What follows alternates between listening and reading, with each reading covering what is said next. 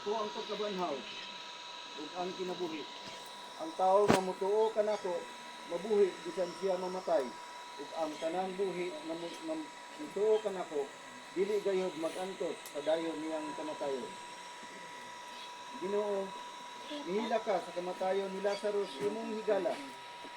Ubani kami sa among mga kagulanan, kini among gipangayo uban sa pagtuo ug ang tanan tubag.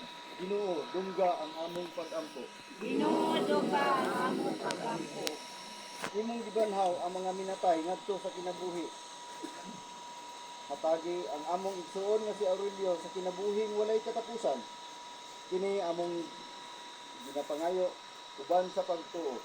Ginoo, dungga ang among pag-ampo. Ikaw nagsaad sa paraiso sa kawatan.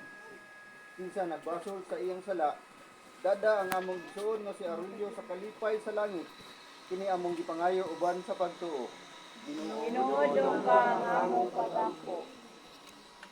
Siya milambo sa lawas ug dugo.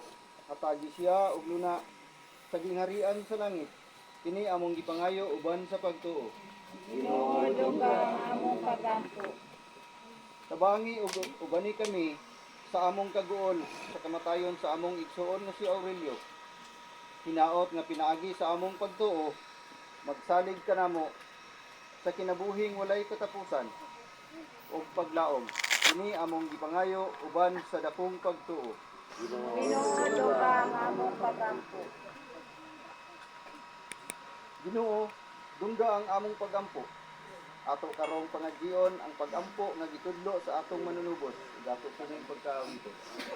Amahan namo nga anak sa mga langit, pagdaigton ang imong ngalan, umabot ka namo ang imong gingharian.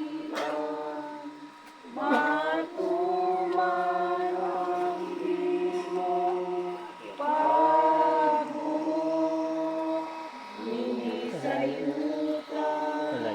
maingon sa langit.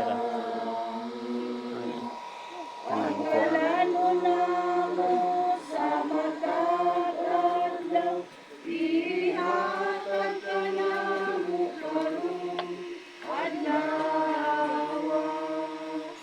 Upasayloa kami sa among mga sala, ingon nga nagapasayo kami sa mga nakasala ka na.